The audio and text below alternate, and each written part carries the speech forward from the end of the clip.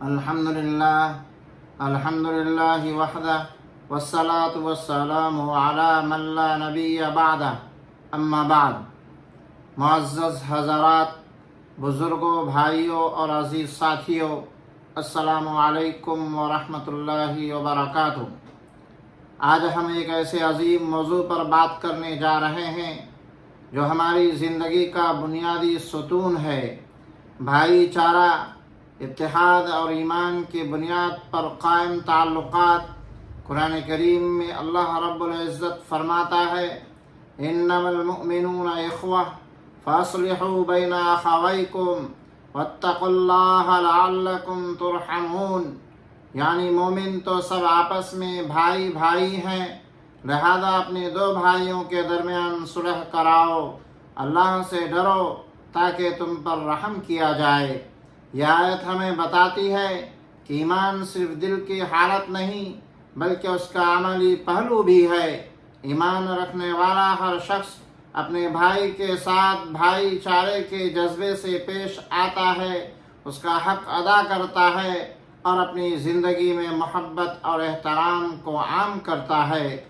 رسول اللہ صلی اللہ علیہ وسلم نے فرمایا، المؤمن للمؤمن کالبنیان یشد بعضہ بعضا۔ مطلب یہ ہے کہ مومن کے لیے دیوار کی مانند ہے جس کا ایک حصہ دوسرے کو مضبوط کرتا ہے۔ سوچئے، اگر دیوار کی ایک اینٹ کمزور ہو جائے تو پوری دیوار ڈگمگا جاتی ہے۔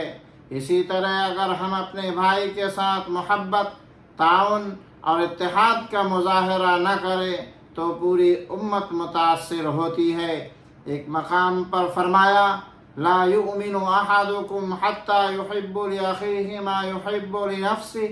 یعنی تم میں سے کوئی اس وقت تک کامل مومن نہیں ہو سکتا جب تک کہ وہ اپنے بھائی کے لیے وہی پسند نہ کرے جو اپنے لیے پسند کرتا ہو۔ کیا ہم واقعی اپنے بھائی کے لیے وہی چاہتے ہیں جو اپنے لیے چاہتے ہیں؟ اگر ہم عزت چاہتے ہیں تو دوسروں کو بھی عزت دیں، اگر ہم خوشی چاہتے ہیں تو دوسروں کو خوشی میں شریک ہوں، یہی حقیقی ایمان ہے۔ لا یؤمن احدکم حتی یحب لاخیہ ما یحب لنفسہ۔ یعنی تم میں سے کوئی اس وقت تک کامل مومن نہیں ہو سکتا جب تک کہ وہ اپنے بھائی کے لیے وہی پسند نہ کرے جو اپنے لیے پسند کرتا ہے۔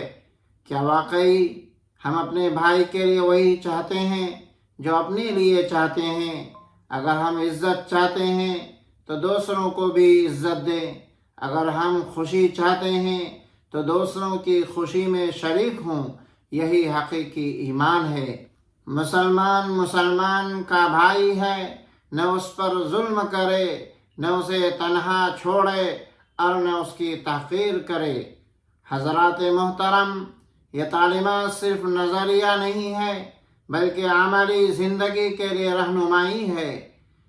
ایک دوسرے کی عزت کریں، ایک دوسرے کے دکھ درد میں شریک ہوں، کسی کی کمزوری یا خطا کو ہنسی مذاق کا نشانہ نہ بنائیں، اختلافات میں صلح اور اصلاح کی کوشش کریں، اور ہم سب بڑھ کر ایمان کے رشتوں کو ہمیشہ مقدم رکھیں۔ یہی وہ اصول ہیں جو خاندان، محلہ اور امت کو مضبوط اور متحد رکھتے ہیں۔ اے نوجوانوں، یہ رشتہ تمہارے لیے ایک سبق ہے۔ تمہاری زندگی میں اگر یہ محبت، اتحاد اور بھائی چارہ نہ ہوگا تو تمہاری کامیابی ادھوری رہے گی۔